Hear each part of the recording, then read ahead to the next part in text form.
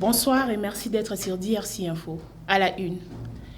Dans le cadre du 15e sommet des BRIC, Brésil, Russie, Inde, Chine et Afrique du Sud, les dirigeants de ces pays vont se réunir du mardi 22 à jeudi 24 août au grand centre des conférences de Sandton en Afrique du Sud pour discuter autour des thèmes les BRIC et l'Afrique, partenariat pour une croissance mutuelle accélérée, un développement durable et un multilatéralisme inclusif.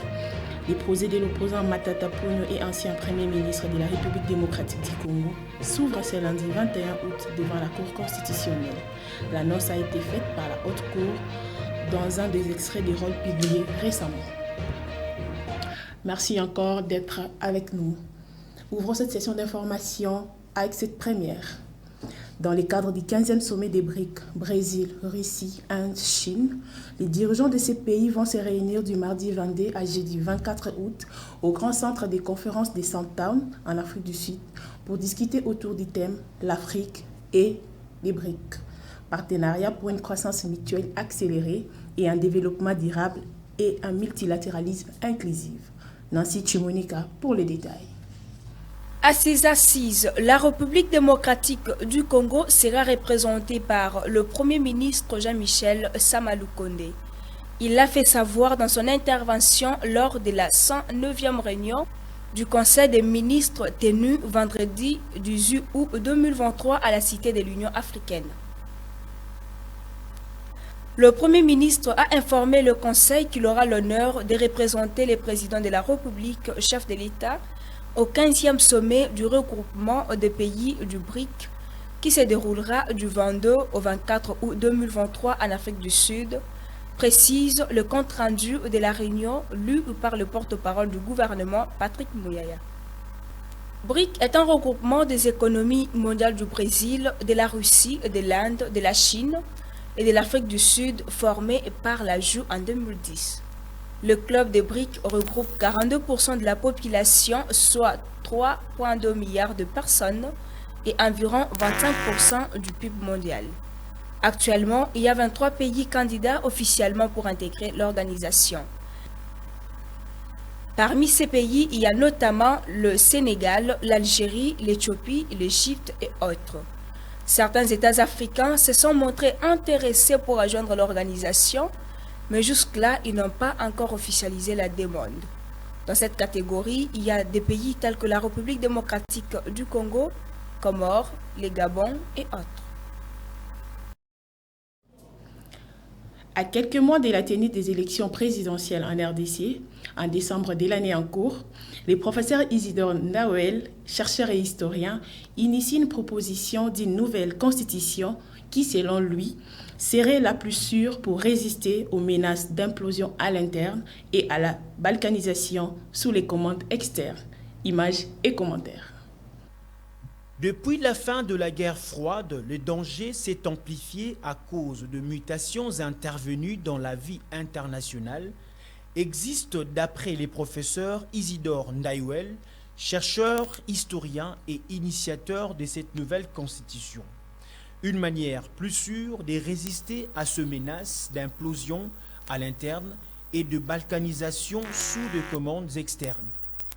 C'est de se préoccuper d'administrer de manière efficiente ces vastes qui constituent la République démocratique du Congo que plusieurs observateurs considèrent comme à l'abandon. Pour relever le défi, il faut réaliser des réformes audacieuses indispensable, dont l'adoption d'une nouvelle constitution qui tient compte de ces impératifs au vu de l'expérience parcourue jusque-là par la République démocratique du Congo. En vue d'une plus grande stabilité des institutions, les durées des mandats sont non seulement dans le nouveau projet plus longues, mais différenciées.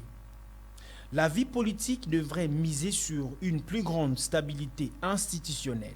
Pour ce faire, une destitution devrait être établie entre le parti politique régionaux et le parti national. Seuls ces derniers, dont l'implantation serait attestée dans l'ensemble du territoire national, seraient admis aux compétitions électorales au niveau national, renchérit Isidore Ndawel. En matière électorale, La durée des mandats électoraux serait différente suivant les échelons. Mandat présidentiel, 9 ans non renouvelable. Législatif, national, 7 ans renouvelable une seule fois. Législatif national, 5 ans renouvelable une seule fois. Ainsi, les élections se dérouleraient à 2 périodes différentes, tous les 2 ans, pour éviter qu'une crise électorale malencontreuse ne bloque toute la machine institutionnelle de l'État. Pour rappel, ce projet d'une nouvelle constitution surgit à quelques mois de fin du mandat de l'actuel chef de l'État, Félix Tshisekedi, qui, constitutionnellement, a plein droit de se présenter une nouvelle fois comme candidat à la présidentielle du décembre prochain. Les procès de l'opposant Matata Ponyo et ancien Premier ministre de la République démocratique du Congo s'ouvrent ce lundi 21 août devant la Cour constitutionnelle. L'annonce a été faite par la Haute Cour dans un de ses extraits des rôles publiés récemment. Images et commentaires. Matata Ponyo sera représenté par ses avocats. Ouverture du procès de l'opposant Matata Ponyo et ancien Premier ministre de la RDC ce lundi 21 août 2023 devant la Cour constitutionnelle. Absent de Kinshasa depuis plusieurs semaines, Augustin Matata Ponyo sera représenté par ses avocats à en croire de sources proches du dossier. Il séjourne actuellement dans la ville de Kindu au Maniema. Le président du parti politique LGD est soupçonné des détournements de plus de 205 millions de dollars sur les 285 millions de dollars décaissés par les trésors publics pour le projet pilote du parc agro-industriel de Bukangalonzu à 200 km de Kinshasa. Le candidat déclaré à la prochaine présidentielle n'a jamais cessé de clamer son innocence. Matata Ponyo a toujours dénoncé un acharnement politique pointant du doigt à l'actuel régime. Pour rappel, le parc agro-industriel de Bukangalonzo avait pour objectif de promouvoir la production agricole en RDC sur un espace de 70 000 hectares dans les secteurs du même nom dans la province du Kwango. Affaire à suivre. Dans le cadre d'un contrat de partenariat signé avec Tekefurumé Mining et Kisanfu, les dirigeants chinois de la société de sous-traitance CCE-CAS, trompés dans une fraude, ont été arrêtés ce lundi et transférés au parquet par ARSP. Images et commentaires. Ces dirigeants chinois ont utilisé leur chauffeur comme quatrième actionnaire en brandissant de faux documents pour couvrir leurs opérations dans le cadre de leur contrat signé avec Tekefurumé Mining et Kisanfu, 2 entreprises coactionnaires congolaises. Sur 27 millions de dollars américains payés à cette société, les actionnaires chinois n'ont remis que 680 000 francs congolais à leurs coactionnaires congolais. Dans les chefs de M. Fou, qui est le directeur général de la société, les OPG ont retenu les infractions des abus de confiance. Deuxième infraction, c'est l'infraction des faux en écriture et usage des faux. Les faux portent sur le fait que la société CCC a produit des faux documents en faisant passer M. Moupalanga, qui est chauffeur de M. Fou, comme associé de la société.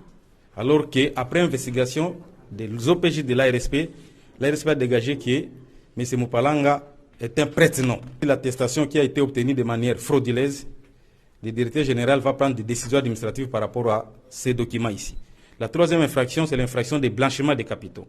Parce qu'après vérification et investigation, l'ARSP n'a pas trouvé de traces sur les banques installées au pays du paiement du montant global du marché de Simon qui s'en fout et de la compte payée par TFM dans les banques ici au Congo. Au regard des éléments que nous avons, les paiements auraient été effectués à partir de l'étranger. Donc ce sont les 3 infractions et c'est un cas de prête-nom, comme nous l'avons cessé de le dire. Et en tant que directeur de l'inspection et contrôle, c'est l'instruction du directeur général, nous avons détecté un cas de prête-nom et sur ces faits, nous transférons le dossier au parquet avec prévenu pour qu'on puisse ouvrir l'instruction pénale par rapport à des cas infractionnels.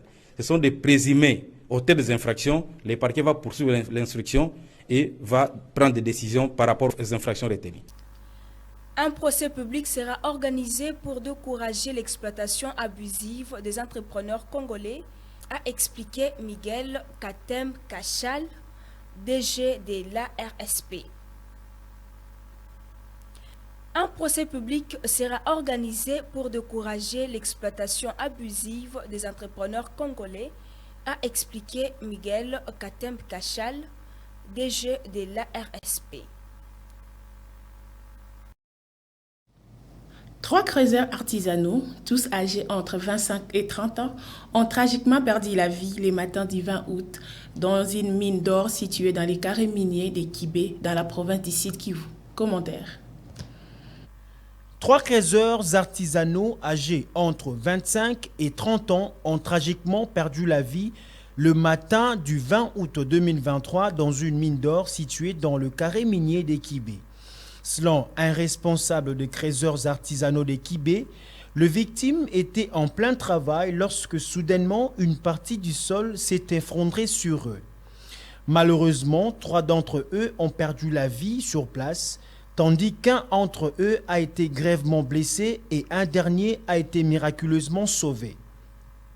Selon l'un des responsables des creuseurs de Kibé, les bilans fait état de 3 personnes décédées.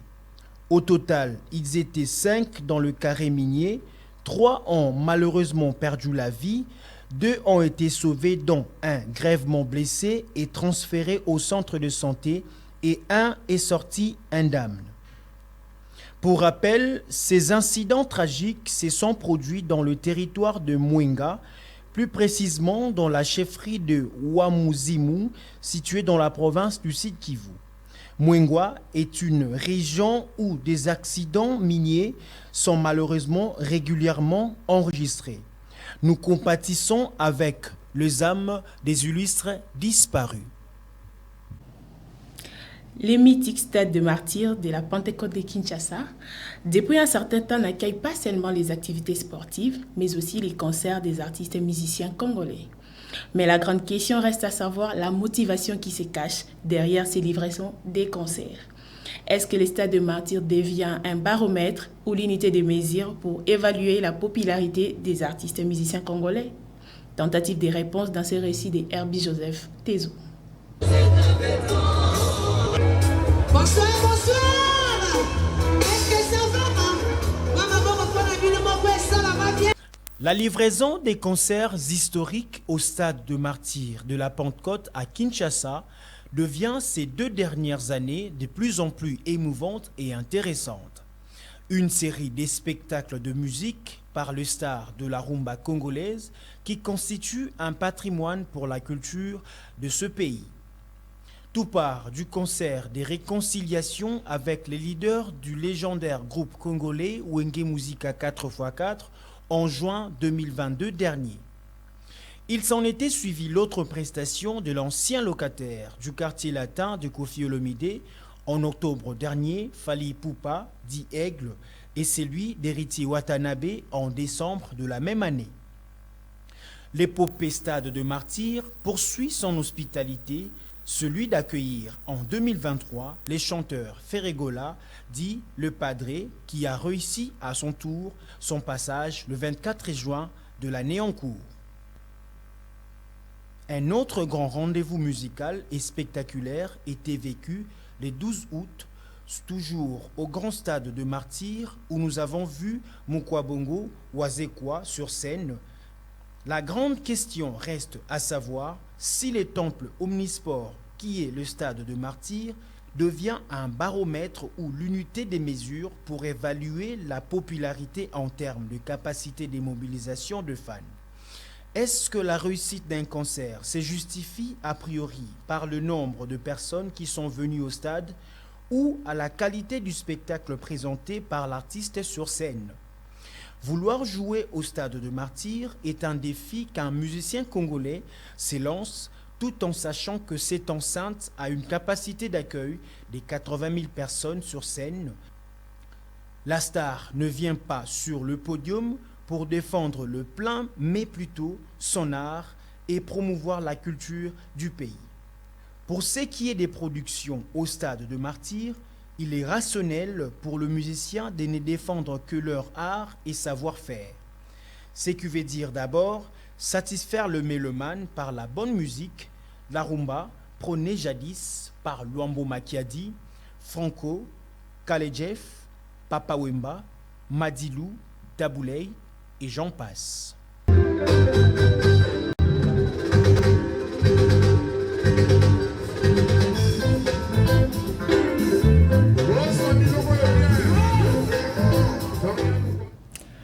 C'est par cette note que nous bouclons cette session d'information. Mais avant, rappelons les titres. Dans le cadre du 15e sommet des BRIC, Brésil, Russie, Inde, Chine et Afrique du Sud, les dirigeants de ces pays vont se réunir du mardi 22 à jeudi 24 août au grand centre des conférences de Saint-Tom en Afrique du Sud pour discuter autour du thème « Les BRIC et l'Afrique ». Partenariat pour une croissance mutuelle accélérée et un développement durable et un multilatéralisme inclusif. Les procès de l'opposant, Matata Ponyo et ancien Premier ministre de la République démocratique du Congo, s'ouvrent ce lundi 21 août devant la Cour constitutionnelle. L'annonce a été faite par la Haute Cour dans un de ses extraits des rôles publiés récemment. Ce journal est complètement terminé. Bonne suite des programmes chez vous. Bonsoir.